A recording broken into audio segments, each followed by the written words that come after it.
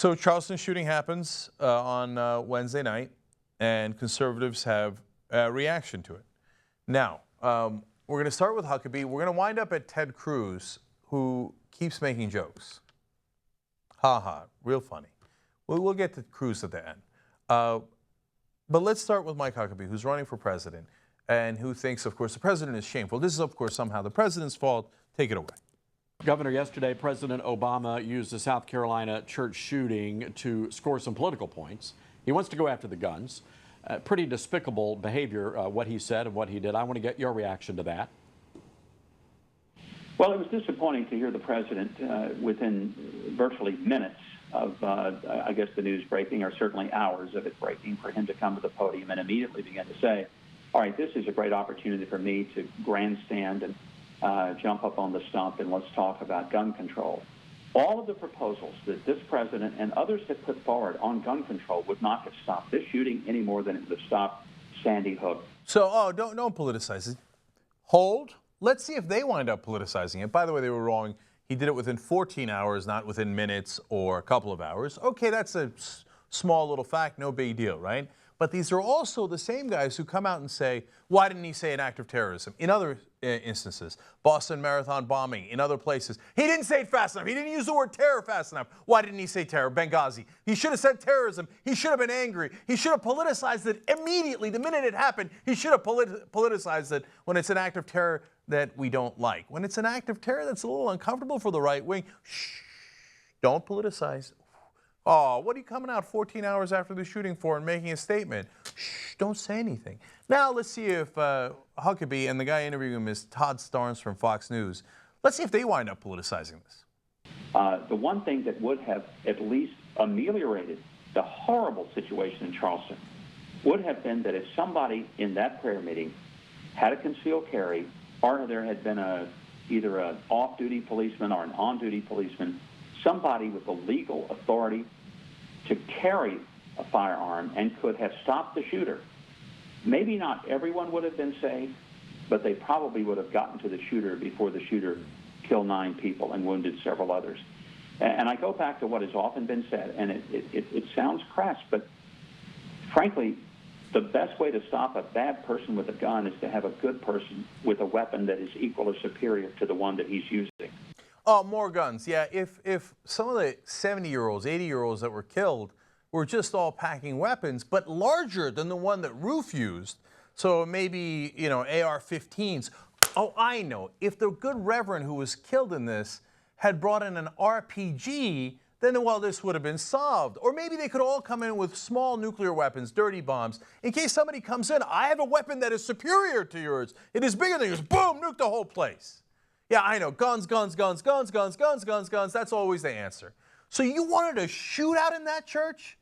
So let's say one of the parishioners is shooting at the bad guy. The other guy in the church, he doesn't know who's the bad guy, who's the good guy, and he starts shooting at both of them. No, a superior weaponry would have solved this. Wait, I thought you weren't going to politicize this, but all of a sudden, right after the shootings, you're talking about the answer would have been more guns, which is kind of a political statement, isn't it? Now, this is bad. It's going to get worse. Let's go to the NRA now. NRA board member Charles Cotton says, no, no, no. Not only is more guns the answer, it's the fault of Reverend Clementa Pinckney, who got killed here. It's his fault that this happened.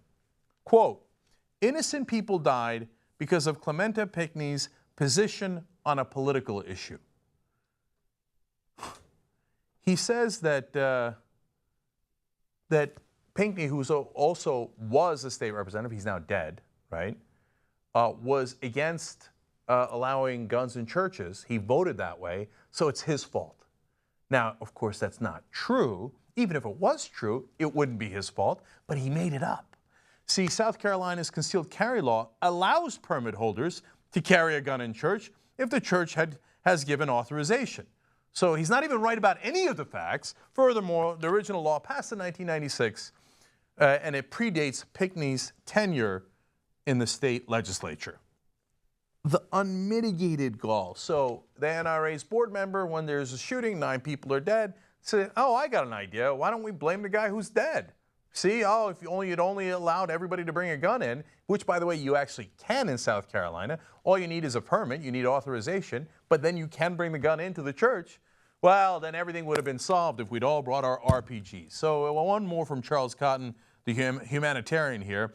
That's the thing that's frustrating to me, he says. Laws that disarm intended victims, how many more is it going to take when people realize there is no such thing as a gun-free zone? Yeah, I know, but that's because you eliminated the gun-free zones. The NRA is the one that drowned us in weaponry so that they can make a buck for the people who give them money, which is the gun manufacturers. That's why we now have 250 to 300 million guns in this country.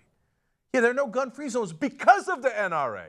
And their answer is, oh, great, now let's sell more guns. Hey, 9 people died. Let's blame them, and they use it as a big advertisement for more gun selling by the gun manufacturers. You people are despicable.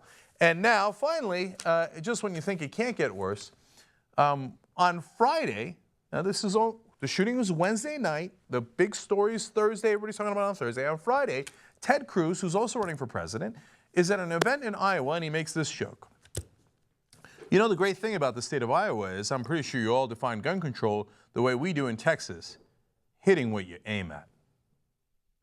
Hey, asshole, skip that joke. I know it's part of your stupid repertoire. Oh, ha, ha, we'll make fun of gun control, and I'll get all the gun nuts who love to bring guns everywhere to vote for me. There's 9 people dead. Skip the gun joke about, oh, yeah, we hit what we aim. That's our idea of gun control. Well, yes, I know. Dylan Roof hit who he aimed at.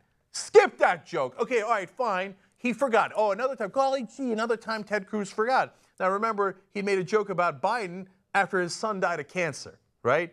And then they reminded him, hey, don't you know that the vice president's son just died of cancer? Can't you have a little bit of respect? And he says, oh, I know. Yeah, oh, that's bad for the vice president. It's not like he didn't know. So in this case, reporters come up to him afterwards on Friday and go, hey, man, you think it's time for gun jokes? And he goes, yeah, okay, well, whatever, right? Next day, Saturday, at another event, quote, there's a famous saying, praise the Lord and pass the ammunition. They were shot in a church, man. Have you no decency? And the answer is an overwhelming no, they don't have decency. They use it for their own political purposes. Oh, these guys should have had more guns. It's their fault. And let's joke around about it. Ha ha, praise the Lord and pass the ammunition. Perhaps literally what Dylan Roof said.